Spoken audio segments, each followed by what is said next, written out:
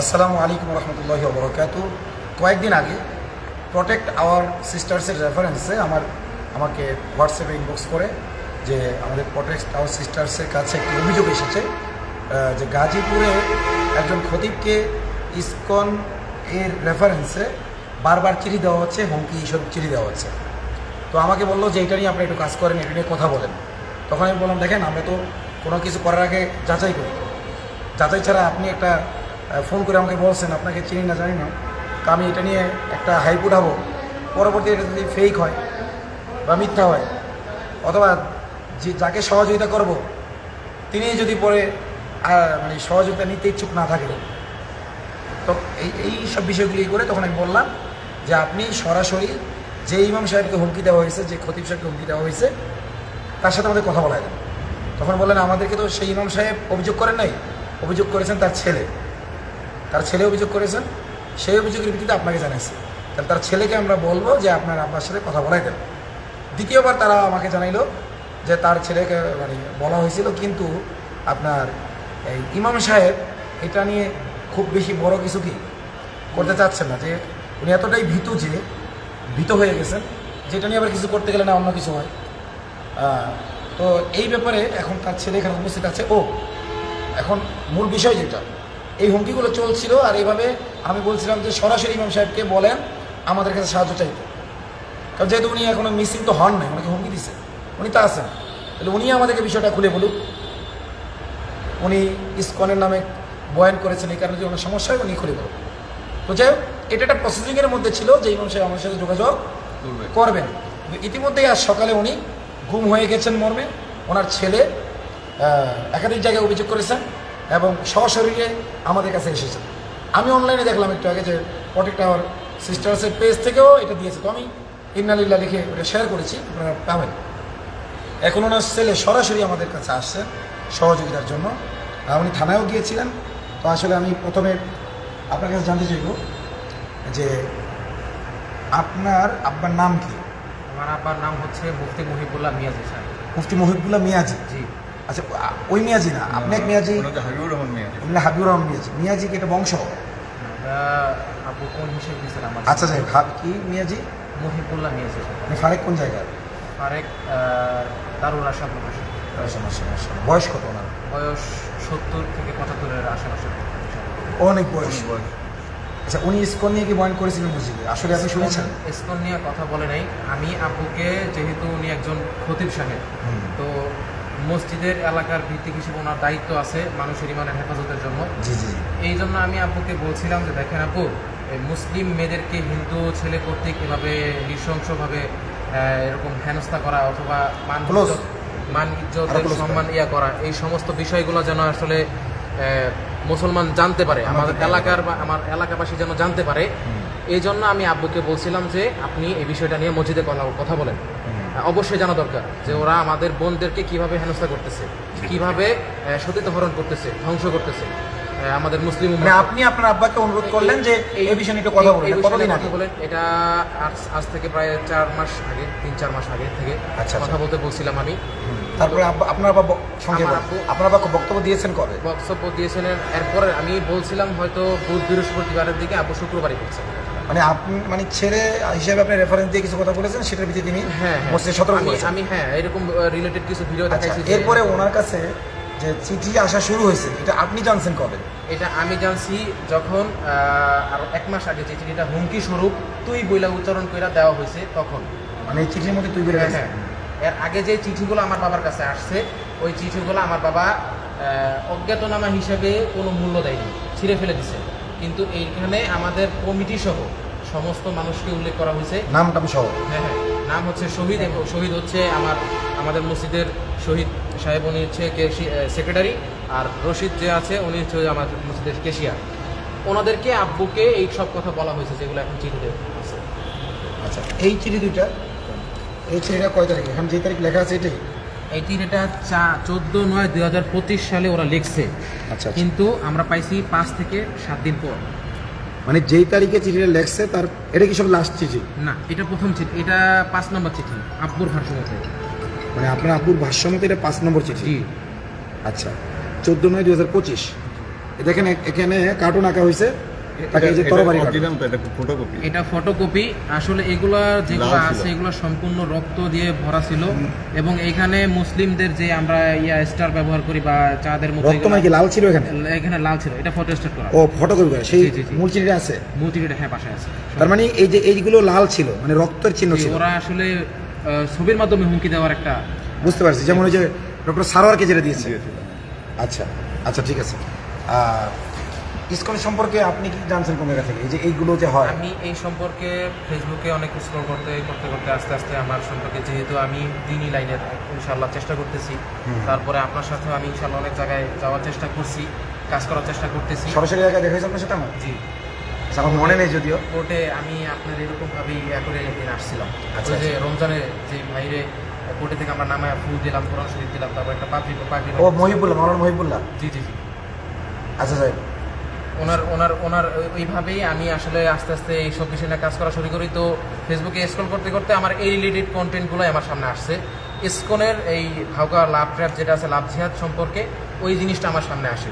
তো এই জিনিসটা আমি বলছি মানে আপনি অনলাইন মাধ্যমে বিভিন্ন ভিডিও দেখে, বিভিন্ন মেয়েদের যে মামলা ঘটনাগুলো দেখে, নিউজ টিউজ দেখে আপনি এই বিষয়ে সচেতন করতে চেয়েছেন আপনার আব্বাকে। আপনার আব্বা মোটামুটি একজন হক্কানি আলেম হিসেবে মানুষকে সতর্ক করেছেন। করতে চেয়েছিল। আচ্ছা, এর মধ্যে এইটা হলো ৫ম চিঠি। এটা কত নম্বর চিঠি? এটা ৬ষ্ঠ নাম্বার চিঠি, গতকালকে রাতে দেওয়া। এটা গতকাল রাতে দিছে? জি। আচ্ছা, এটা লাস্ট চিঠি? জি জি। আচ্ছা, ৬ষ্ঠ নম্বর চিঠি। আবার বলেন যে মোট 10টা দিছে? মোট 10টা ওদের ভাষ্য মতে, কিন্তু ও আচ্ছা আচ্ছা, হ্যাঁ। আপনার আব্বা পাইছে 6টা, আমার আব্বু পাইছে এটা নিয়ে 6টা।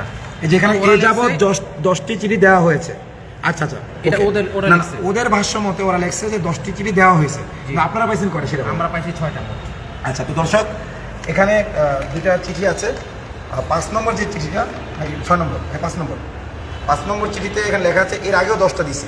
তার মানে আপনার চিঠির সংখ্যা 10-এরও বেশি হবে। আপনাদের দৃষ্টিতে 5 বা 6, এর আগে 10টা দিতে, তাহলে যেটার মধ্যে লেখছে যে এর আগে 10টা দেওয়া হয়েছে, তাহলে এটা 11, কমপক্ষে 11 হবে। এটা 11, জি জি এইটা 11। এরপরে এই দুই চিঠির মাঝখানে যদি আর কোনো চিঠি না থাকে, তাহলে এটা হবে 12 নম্বর চিঠি, জি। রাইট? তাহলে মোট 10টা চিঠি দেওয়া হয়নি। ওরা এখানে লেখছে 10টা দেওয়া হয়েছে, তাহলে ওদের ভাষ্য মতে এটা 11 নম্বর। জি জি। ওদের ভাষ্য মতে এটা 12 বা তার চেয়ে বেশি নম্বর। যদি মাঝখানে চিঠি থেকে থাকে তাহলে আরো বেশি নম্বর। আচ্ছা, তো আপনার আব্বা মিসিং হয়েছে কবে? আমার আব্বু মিসিং হয়েছে আজকে সকালবেলা আজকার পড়ার পরে 6টা, 6:30 থেকে 7টা, এই আধা ঘন্টার সময়ের ভিতরে বাসায় চলে আসে উনি। এরপরে একটু শরীরের, যেহেতু বয়স্ক মানুষ, একটু হাঁটতে বের হন। তো মোবাইলে ওরকম চার্জ নিয়ে বের হন নাই, কারণ হচ্ছে 1 ঘন্টা পর উনি বাসায় চলে আসবেন হাঁটার হিসেবে। 1 ঘন্টার বেশি হাঁটা লাগে না এই জন্য। তো উনি এরকমভাবে 6:58 বাসা থেকে বের হয়েছেন। আমরা সিসি ক্যামেরা চেক করছি, 6:58 সিসি ক্যামেরা চেক করছি বলতে উনি কোন জায়গায় গেছেন, কোন পথে গেছেন ওইটা চেক করছি। কোথায় গেছেন এটা এখনো জানি না। আচ্ছা, সিসি ক্যামেরা চেক করছি যে উনি ওই পথে গেছেন। কোন পথে? মোড়। আচ্ছা, আজানটা হয়ে যাবে। আজান হওয়া পর্যন্ত আমাদের সাথে থাকুন। এখন আপনার বাপ কি শুধু ওই মসজিদে খেয়াল করতো নাকি মাদ্রাসায়? জি, শুধু মসজিদে। তাহলে আপনাদের পরিবারেরও তো নিরাপত্তা নেই? আমার বাসায় এই মুহূর্তে, আমার বাসায় শুধু আমার মা, আমার বোন। আচ্ছা, একটু লাইভ। আচ্ছা, বলছেন, হ্যাঁ বলেন। আমার মা, আমার বোন, আর হচ্ছে আমার বোনের ছোট একটা বাচ্চা আছে। এছাড়া বাসায় কেউই নেই, পুরুষ মানুষ কেউই নেই। পুরুষ মানুষের কি নিরাপত্তা আছে নাকি? এই প্রশাসন গতকাল যে আমাদের প্রোগ্রামটা ছিল, এত বড় প্রোগ্রাম, একটা পুলিশ দিয়ে সহযোগিতা করে নেই। উল্টো এসে আমাদের একটা থ্রেট দেওয়ার মতো, দেখেন কোনো বিশৃঙ্খলা যে না হয়, এ বলে চলে গেছে। আমাদের প্রোগ্রামে পুলিশ সহযোগিতা করতেছে না। এমনকি এই যেই মেয়েটা আশামণি, তারা কি করছে, হঠাৎ করে যেই মানে হাসপাতালে রিলিজ দিছে, ওরা ওদের মহিলা পুলিশ সরাই নিয়ে চলে গেছে। কিন্তু এই যে পরিবারটার কি হবে, তার নিরাপত্তা দেওয়ারও কোনো দায়িত্ব প্রশাসন নেয়নি। পরে তার বাপ সকাল থেকে নিয়ে কয়টার সময় আমরা খাওয়াইছি, মানে সন্ধ্যার আগ দিয়ে আমরা যাই খাওয়াইছি। মানে তার বাপ, মানে মেয়েটার বাপ ওইখান থেকে বের হয়ে হচ্ছে কিনা, এই যে হচ্ছে। আলহামদুলিল্লাহ, আলহামদুলিল্লাহ। কি বলছিলাম, আপনি কি বলছিলেন যেন? নেটওয়ার্ক ঠিক আছে? ঠিক আছে, হ্যাঁ। ও, আশামণির যে বিষয়টা, গতকাল আশামণির ফ্যামিলি আমাকে করে, গতকাল এর জন্য দুঃখিত, এবং এই মুহূর্তে আমাকে কল দিয়ে না প্লিজ, আমরা একটা লাইভ করতেছি, জরুরি লাইভ, প্লিজ কল দিয়ে দেবো। গতকাল আশামণিকে কিন্তু পুলিশ 1 নম্বর যেটা বললাম যে আমাদের ওইখানে কোনো নিরাপত্তার ব্যবস্থা তারা করে নেই, বরং বলছে দেখেন কোনো বিশৃঙ্খলা যেন না হয় আবার। ইন্না লিল্লাহি ওয়া ইন্না ইলাইহি রাজিউন। ইন্না লিল্লাহি ওয়া ইন্না ইলাইহি। কই লয়ে গেছে? কই নিয়ে গেছে? আপনার কাছে জানাইলো কেডা? উনি জানছে কার কাছ থেকে? এই তুমি কান্দে তোমার মাইরে ফেলছে কিছু বলছো নাকি? আরে তুমি শান্ত হও ভাই। ও যেভাবে কান্দে আমি বলছি মাইরে ফেলছে। হ্যালো, আপনি কে? আপনি তোমার আম্মু? আমার বোন। আচ্ছা, ওর বোন বলছেন। আপনার আব্বাকে ইসকনের সদস্যরা নিয়ে গেছে এটা বলতেছেন?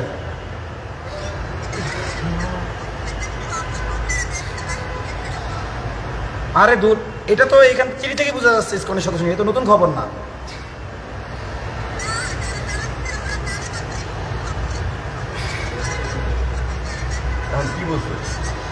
কি বলছে? ওরে আব্বুর ভারত নিয়ে যেতেছে। ভারত নিয়ে যেতেছে? ভারত? এটা কে বললো আপনাকে? এই খবরটা কে বলছে ফোন করে?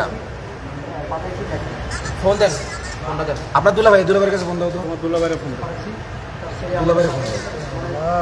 আচ্ছা, দুলাভাইয়ের ফোন দিতে ঠিক আছে, আপনি রাখেন, আমি দেখতেছি। ধৈর্য ধারণ করেন, আল্লাহর কাছে দোয়া করেন। এটা যে সত্য এটা জরুরি না। কেউ হয়তো বলছে ভারত নিয়ে গেছে, আর আপনারা অনেকে অনেক কিছু বলবে, অনেকে অনেক কিছু বলবে, বুঝছেন? এখন মানে ওর কান্দা দেখে তো আমি ভাবছি যে মার্ডার হয়েছে। সালামু আলাইকুম। হ্যাঁ, কি কইছে আপনারা? কে ফোন দিছিল? হ্যাঁ, আপনারা ফোন দিছিল কে? আসসালামু আলাইকুম, আমি আতাউর রহমান বিক্রমপুরী বলছি। হ্যাঁ বলেন। হ্যালো, শোনা যাচ্ছে না? আসসালামু আলাইকুম। আমার লাউড দেওয়া দরকার, এমনি কথা বোঝা যায় না। এই ধরে ধরো, পুরুষ মানুষ না, ধরে ধরো না। কথা শুনি আগে, বুঝছি। আসসালামু আলাইকুম। হ্যাঁ ভাই, শোনা যাচ্ছে? আচ্ছা ঠিক আছে। কথা শোনা যায়? আচ্ছা, নামাজ পড়তেছে। আচ্ছা, আপনার শ্বশুরকে ভারতে নিয়ে যাচ্ছে, এই কথা কে বলছে আপনাকে? আপনার শ্বশুরকে ভারতে নিয়ে যাচ্ছে এরকম কথা আপনি জানেন? আপনাকে কেউ বলছে? আমি আতাউর রহমান বিক্রমপুরী বলছি। আপনার শালা আমার কাছে আসছে এই ব্যাপারে। আমি একজন আলেম।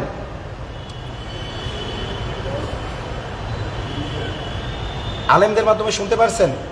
কোন আলেমের মাধ্যমে? ভাই, সকালে যদি মিসিং হয় এত তাড়াতাড়ি কি ভারত পর্যন্ত যায়? এইসব কথা মহিলাদের এখন ছড়েন না। আমরা দেখতেছি, থানায় যাচ্ছি, ধৈর্য ধারণ করেন।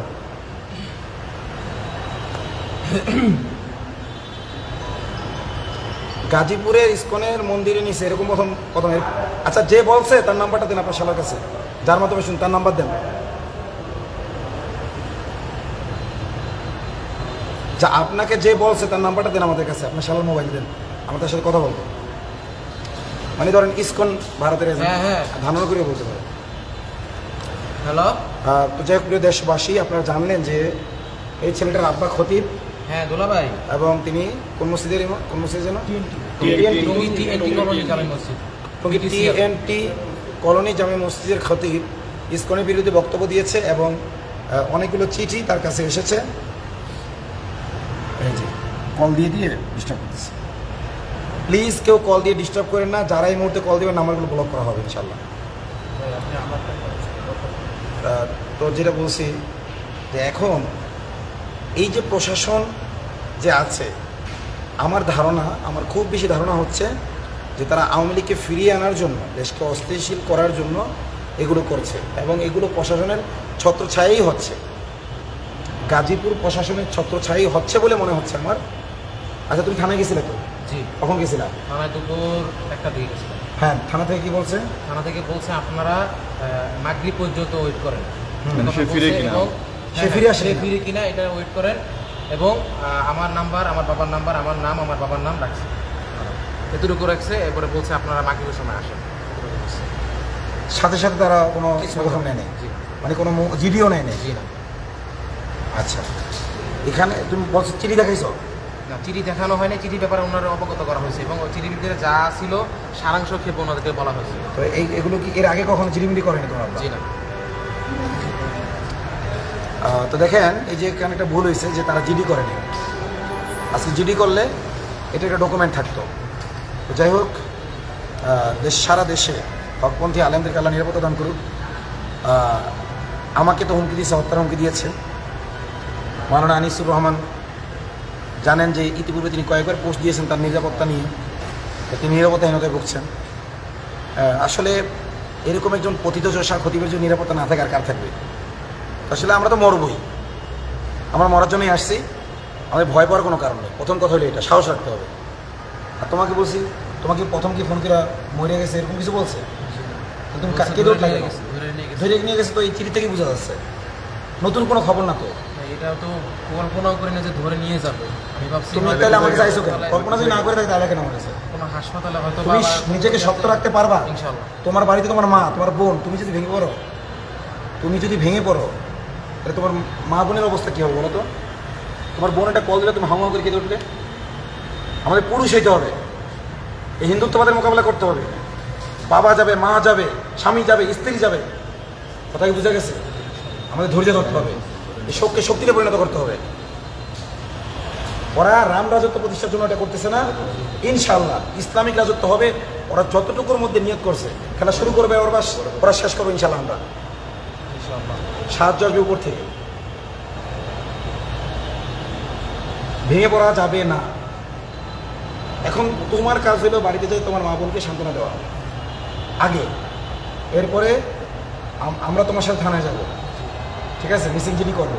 কোন জায়গায়, কোন থানা এটা? টঙ্গী থানা। এখান থেকে কত দূর?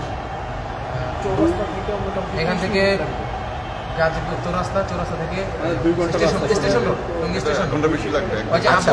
আব্দুল্লাহপুর। আচ্ছা, আমরা দেখি মানে এখন স্থানীয় কাউকে পাঠায় জিডিটা করানো যায় কিনা। কারণ তোমার তো এখানে টঙ্গী যাইতে গেলে সেফ না তো। তুমি টঙ্গী থেকে আসছো এখানে? না, আমি তাহলে টঙ্গী থেকে আসছি ওনাদের বুঝি নাই, ওনাদের দুজনকে নিয়ে আমি এখানে আসছি। কাদের? ওনাদের কথা না বলে। আচ্ছা, যাই হোক, ওনাদের ক্যামেরা সাথে ওখানে। তো এখন বিষয়টা হলো জিডিটা তো তোমাদের থানায় করতে হবে। আমি এতদিন তো ভাবছি গাজীপুর। গাজীপুরেই তো। গাজীপুরের ভিতরে। গাজীপুর ও, টঙ্গী। আচ্ছা, আব্দুল্লাহপুরের পরে। এখান থেকে কত দূর? এখান থেকে 1.5-2 ঘন্টা লাগবে এখন যাই। ও, তাহলে আমাদের তো ওই কেসটা আছে আবার। আচ্ছা, তাহলে আমরা একটু পরামর্শ করি। না না, এটা এখন যাইতেই হবে, এটা থানায়। আচ্ছা, একটু তারপর লাইভটা শেষ করে একটু পরামর্শ করে ঠান্ডা মাথায় আমরা একটা সিদ্ধান্ত নিই। তবে দেশবাসীকে বলতেছি, আতঙ্কিত হওয়ার কিছু নেই, মুসলমানের হারানো কিছু নেই, আতঙ্কিত হওয়া যাবে না। ওরা মূলত আমাদেরকে আতঙ্কগ্রস্ত করতে চাচ্ছে। এই যে বনের পাশে সকল আলেমরা আমরা ঐক্যবদ্ধ হচ্ছে গাজীপুরের, তো এটা একটা ভীতি তৈরি করতে যাচ্ছে যাতে গাজীপুরের আলেমরা কী হয়ে যায়, থেমে যায়। হয়তো ভীতি তৈরি করতে, অথবা তারা তৈরি করতে চাচ্ছে কি যে তোমরা যত কিছুই করো না কেন, মিছিল মিটিং যত কিছুই করো না কেন, আমরা আমাদের কার্যক্রম চালিয়ে যাবো, একটা বেপরোয়া যে একটা ভাব।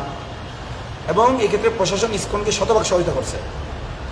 আমি একটা মামলা দিয়ে ধরছি না, ইনশাল্লাহ এই এক মামলা দিয়েই, আসামানির মামলা দিয়েই প্রমাণ করবো যে তারা কতভাবে ইসকনকে সহায়তা করছে।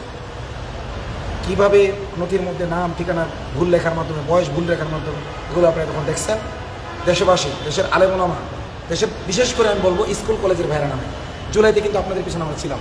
আমরা আগেও যেতে পারতাম, পিছিয়ে থাকার কারণ হইলো নারী রেখে মৌলবাদী আন্দোলন বানাই দিয়ে সফল দিত না। এজন্য আমরা বলবো স্কুল কলেজের ভাইরা নামে আপনারা আসিয়ার জন্য নেমেছেন, অথচ সেটা কোনো সংঘবদ্ধ বিষয় ছিল। এটা সংঘবদ্ধভাবে তারা ধর্ষণ করতেছে, খুন করতেছে, গুম করতেছে। এমনকি ডিজিএফআই সহ যতগুলো গ্রুপ আছে এগুলো সব কিছু প্যাট্রোনাইজ হয় ইসকন দিয়ে। ইসকন বাইরের টাকা আনে এবং তারা একটা জাল নেট বিছিয়ে রাখছে। এই নেটকে ছিন্ন করে ছাড়বো ইনশাআল্লাহ। ইনকিলাব জিন্দাবাদ, নাসরুম মিনাল্লাহি ওয়া ফাতহুন করিব, ওয়াবাশশিরিল মুমিনিন।